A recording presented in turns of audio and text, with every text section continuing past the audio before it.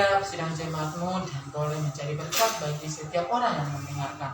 Terima kasih Bapa, layakkan kami, sucikan kami, kuduskan kami Tuhan untuk menerima firman-Mu yang kudus. Bicaralah Engkau Tuhan, dan kami akan duduk diam merenungkan firman-Mu dengan baik. Terima kasih Bapa, pujilah Tuhan, haleluya, amin. Oke, Bapak Ibu, shalom. Shalom. Shalom Bapak Ibu. Amin. Shalom. Shalom. Oke, puji Tuhan ya. Bagaimana kabarnya pagi hari ini? Semua sehat ya, luar biasa ya, dahsyat luar biasa ya. Terbukti ya sepanjang minggu yang kita jalani, Tuhan masih melihat hidup kita. Semuanya masih cukup? Amin. Atau sudah ada kurangnya, ada cukupnya, tapi pernyataan Tuhan itu nyata dalam kehidupan kita Bapak Ibu ya.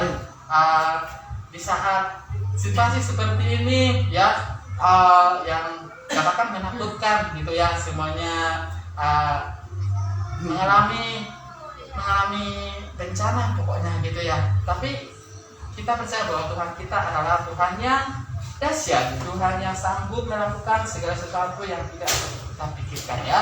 Nah, pada pagi hari ini saya berterima kasih kepada Pak Gembala, Ibu Gembala yang telah beri kesempatan kembali untuk mensiarkan firman Tuhan bagi kita. Ya, biarlah firman Tuhan yang selalu kita dengar boleh menjadi tertanam dalam hati kita ya, dan kita boleh melakukan dalam kehidupan sehari-hari. Baik Bapak Ibu, untuk firman Tuhan pada pagi hari ini saya ambil di dalam Filipi 4 ayat yang 19. Ya. Semuanya sudah dapat belum ya? Oke. Tunggu ya. Filipi 4 ayat yang 19.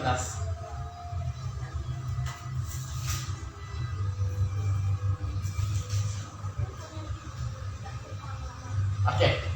Semua sudah dapat? Amin. Amin ya. Biar saya akan bacakan untuk kita semua. Tuhan akan memenuhi segala keperluanmu menurut kekayaan dan kemuliaannya dalam Kristus Yesus. Sekali lagi saya ulangi, Tuhan akan memenuhi segala keperluanmu menurut kekayaan dan kemuliaannya dalam Kristus Yesus. Untuk tema kita pada pagi hari ini, hidup dalam pemeliharaan Tuhan. Oke, bagaimana supaya hidup dalam pemeliharaan Tuhan? Tentu itu pertanyaan dasar ya, yang pertama kita utarakan saat kita hidup dalam pemeliharaan Tuhan. Bagaimana supaya hidup dalam pemeliharaan Tuhan? Makan cukup, mobil ada, ya mobil cukup, transportasi kemana-mana bisa, di dapur semuanya ada, beras, semua perlengkapan dapur ada, ya kalau mau healing ada uang gitu, semuanya terpenuhi. Dan kita ketahui bahwa semuanya adalah punya Tuhan. Ya, apa yang tadi kita sebutkan itu adalah semuanya punya Tuhan. Anda mungkin bernyanyi, dia sungguh baik, dia sangat baik.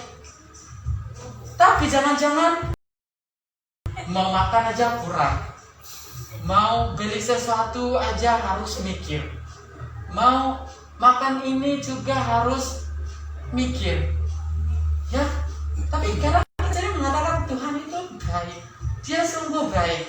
Tapi faktanya kadang semuanya kadang kurang, ya. Tapi saya tidak mau menghakimi kita yang ada di sini, tapi saya mau membawa kita dalam pemikiran yang positif bahwa Tuhan kita itu adalah Tuhan yang top class katanya gitu, atau kelas atas. Nah, terkadang kita sering berpikir kalau misalnya kita melihat sebuah barang, misalnya kita pergi ke mall, ya dulu waktu masih kuliah sering kita pergi ke mall tuh, ya cari lihat kemeja, lihat namanya juga anak muda gitu ya, kalau ibadah pasti pilih baju batik gitu kan. Nah, kadang kita melihat, kita tertarik nih pada suatu barang, kita lihat harganya itu yang sangat mahal banget, ya, sehingga kita mau memilikinya juga harus berpikir berulang kali, berpikir berulang kali gitu. Atau misalnya kita memilih sepatu juga, atau makanan dengan harganya yang sangat tinggi, kita kadang berulang kali berpikir untuk mendapatkan hal tersebut. Tapi di sinilah bukti dari pemeliharaan Tuhan. Kita kadang nggak pernah bercerita ya Bapak Ibu ya, ngomong sama siapa gitu. Tapi kadang-kadang apa yang kita ingin itu kita bisa miliki. Tiba-tiba sudah, ini ya untukmu, ini ya untukmu. Itu kita kadang nggak pernah terpikir ya. Padahal kita nggak pernah ngomong sama siapa, kita tidak pernah memberitahu pada siapa. Tapi 2 minggu kemudian, 1 bulan kemudian, baju yang kita inginkan itu atau sepatu yang kita inginkan itu bisa aja sudah menjadi milik kita. Nah, itu adalah bahwa Tuhan adalah pemelihara yang sempurna. Tuhan tahu. Yang penting apa yang harus kita lakukan. Ya, jangan kita berdoa 2 menit, 3 menit, 4 menit, ya. Tuhan pelihara saya. Tuhan pelihara semua keperluan saya. Ya. Tapi jadi bagaimana supaya kita hidup dalam pemeliharaan Tuhan?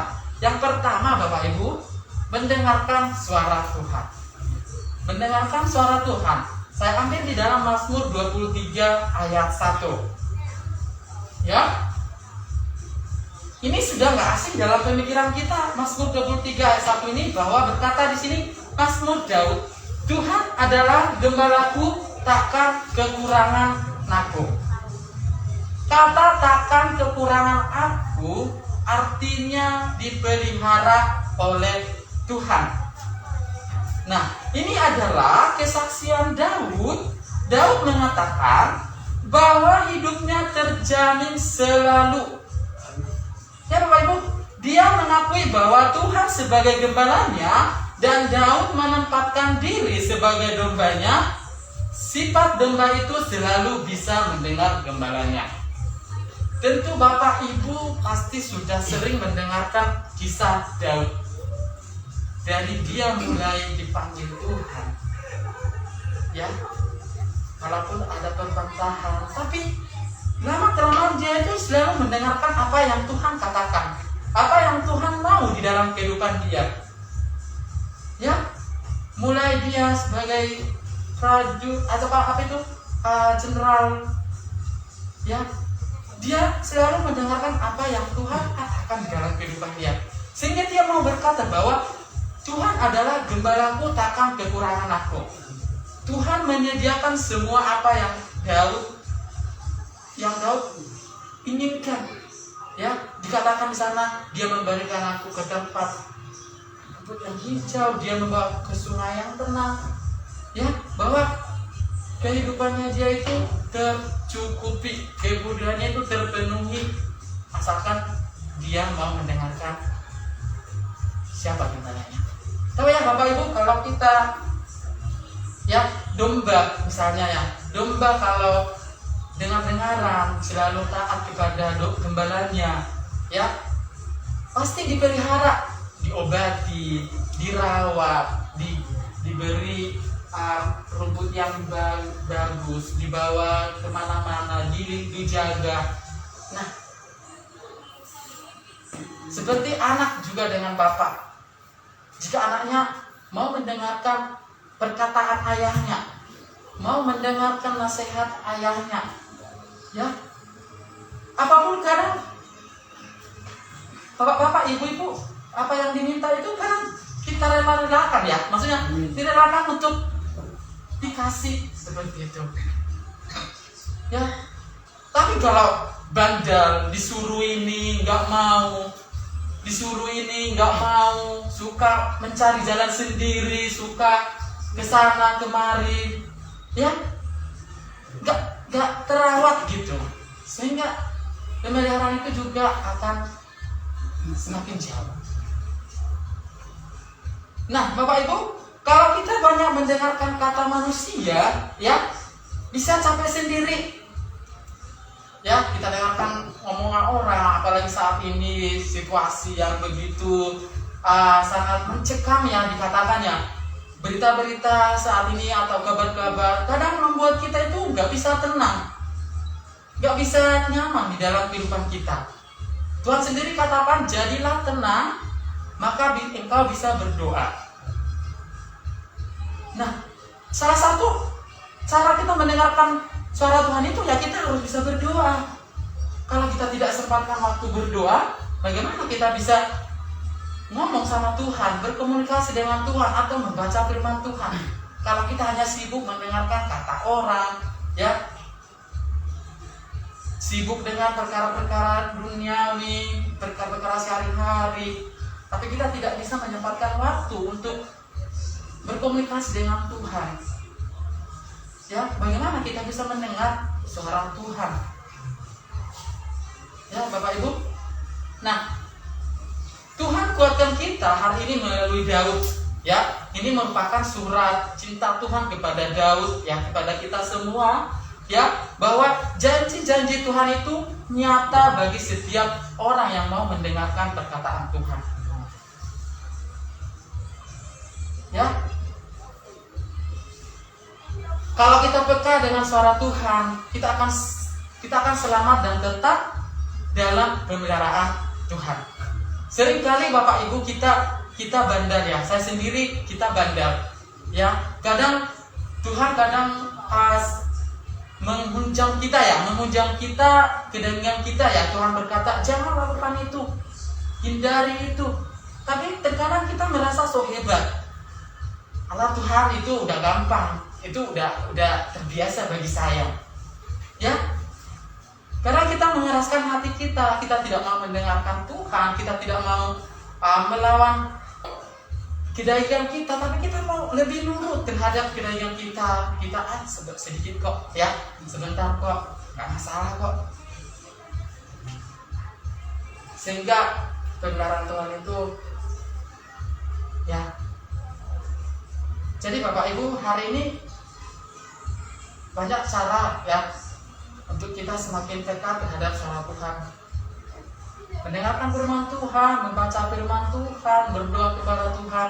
Apa yang Tuhan mau di dalam kehidupan kita, supaya kita tetap ada di dalam pemeliharaan Tuhan yang dahsyat. Yang kedua, taat beribadah. Jadi bagaimana supaya kita hidup dalam pemeliharaan Tuhan? Yang kedua adalah taat beribadah. Keluaran 23 ayat 5. Saya akan bacakan buat kita semua. Tetapi kamu harus beribadah kepada Tuhan, maka Ia akan memberkati roti makananmu dan air minumanmu, dan akan menjauhkan penyakit dari tengah-tengahmu. Kita suka mau diberkati berlimpah-limpah, ya Bapak Ibu, dengan roti, air, dan dijauhkan dari penyakit, tapi tidak mau beribadah. Itu sangat tidak nyambung. Ya, Tuhan mengutus Musa kepada bangsa Israel. Ya, maaf, Tuhan mengutus Musa kepada Mesir untuk menyelamatkan bangsa Israel. Tetapi satu hal yang Tuhan katakan adalah kamu harus beribadah kepada Tuhan. Ketika di perjalanan yang Tuhan bawa ya bangsa Israel ke tanah Kanaan, di situ terlihat jelas pemeliharaan Tuhan kepada mereka. Ketika mereka mau beribadah, taat kepada Tuhan, ya, Tuhan sangat baik bagi mereka. Tuhan kasih mana, Tuhan kasih burung puyuh. Segala apa yang mereka minta, Tuhan berikan. Tetapi satu hal yang membuat Tuhan ya marah kepada mereka, ketika mereka beribadah tetapi tidak pernah sungguh-sungguh. Mereka selalu tetap melakukan penyembahan berhala, yang melawan, memberontak, ya, Hati-hati dengan ibadah yang kita lakukan Bapak Ibu. Ya, hati-hati ibadah yang kita lakukan. Seringkali kita ibadah ya, kadang masih suka apa ya? Suka tidur kalau pada ibadah, suka melihat ya WhatsApp ya. Saya sendiri kadang ya masih terpengaruh, tapi tetap firman Tuhan harus dikatakan ya. Jadi hati-hati dengan ibadah yang kita lakukan di dalam kehidupan kita ya. Apakah ibadah yang sudah kita lakukan itu sudah berkenan di hadapan Tuhan, atau hanya sebagai supaya dilihat orang bahwa saya beribadah? Itu yang penting ya. Siapa yang kita sembah itu yang menentukan hidup kita. Kalau kita tahu siapa yang menjadi junjungan kita, yaitu Yesus Kristus ya, pasti bela dan pelihara kita, asal kita mau taat terhadap perintahnya ya. Memang beribadah itu suatu latihan ya, katanya suatu latihan di dunia ini untuk mempersiapkan kita kepada kekekalan nanti, bahwa di kekekalan nanti itu kita akan memuji Tuhan, menyembah Tuhan. Itu hal-hal itu yang akan kita lakukan di sana. Tapi kalau kita tidak latih di dalam kehidupan kita sehari-hari ya, kita tidak rajin beribadah ya, kadang bersungut-sungut ya, kadang nggak tulus. Nah, kita minta Tuhan supaya Roh Kudus yang ada dalam hati kita senantiasa membaharui ya hati dan pikiran kita, supaya kita memiliki komitmen untuk selalu taat beribadah kepada Tuhan. Yang ketiga Bapak Ibu, bagaimana supaya kita hidup dalam pemeliharaan Tuhan, yaitu melepas berkat atau memberikan berkat ya pada sesama, kepada siapapun yang melepaskan berkat. Berilah dan kamu akan diberi. Suatu takaran yang baik yang didapatkan, yang digoncang dan yang tumpah keluar akan dicurahkan ke dalam ribahmu. Ya, Lukas 6 ayat 38. Sebab ukuran yang kamu pakai untuk mengukur akan diukur kepadamu. Ya. Hati-hati dengan pemberian kita, ya. Kita bisa dipelihara oleh Tuhan. Ya. Nah, Yesus Kristus merupakan suatu teladan yang sangat katakan sempurna ya Bapak Ibu, dalam perkataan, di dalam tindakan.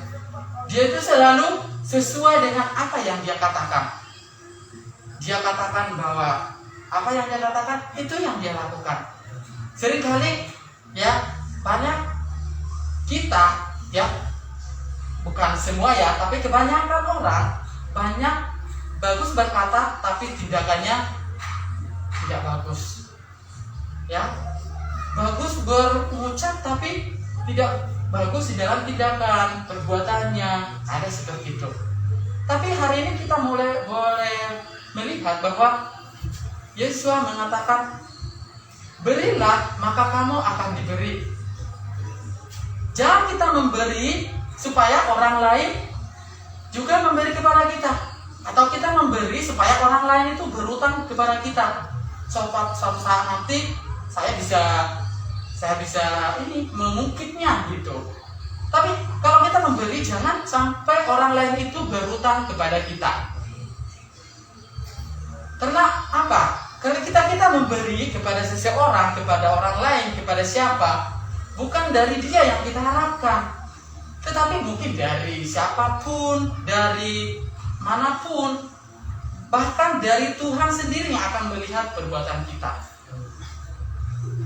Ya, jadi Bapak Ibu, kebiasaan manusia juga memberi itu ya, kalau dia baik bagi saya, ya kalau dia baik bagi saya akan memberi. Tapi kalau kita punya, kalau kita ada, kalau kita beri, kepada siapapun yang hati kita tergerak untuk memberi. Maka Tuhan sendiri yang akan melihat apa yang kita lakukan dan kita akan diberi berlipat ganda. Ya, banyak kesaksian-kesaksian ya Bapak Ibu yang boleh kita dengar, yang boleh kita lihat ya.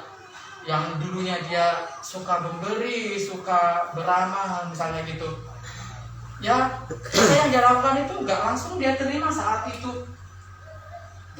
Tetapi 2 tahun kemudian, 3 tahun kemudian, Tuhan perhitungkan setiap apa yang dia lakukan. Tuhan lihat, ya, apakah hari ini kita, ya suka memberi. Memberi itu bukan hanya apa ya, uang atau apa, tenaga, ya waktu. Kita bisa beri kepada seseorang, kepada orang lain. Ya, supaya pemeliharaan Tuhan itu nyata di dalam kehidupan kita. Ya. Tapi situasi saat ini ya kadang bagaimana memberi misalnya gitu ya. Kadang juga kita juga nggak pas-pasan misalnya seperti itu ya. Nggak dapat lebih. Tapi Tuhan mau seberapapun beri. Gitu ya. Nah, jadi Bapak Ibu, itulah yang boleh kita renungkan pada pagi hari ini, renungan yang singkat, bagaimana hidup di dalam pemeliharaan Tuhan, yaitu mendengarkan suara Tuhan, taat beribadah, dan melepaskan berkat. Ya, seringkali kita sebagai manusia sering jatuh, ya, sering lalai terhadap apa yang Tuhan katakan, ya. Kita lebih menginginkan apa yang kita mau daripada apa yang Tuhan inginkan dalam kehidupan kita. Sehingga kita merasa hebat, merasa bisa sendiri, merasa bisa melakukan itu tanpa kita mendengarkan apa yang Tuhan mau dalam kehidupan kita. Kemudian mari kita taat beribadah, ya. Taat beribadah bukan hanya dilihat oleh orang atau siapapun. Mari kita taat beribadah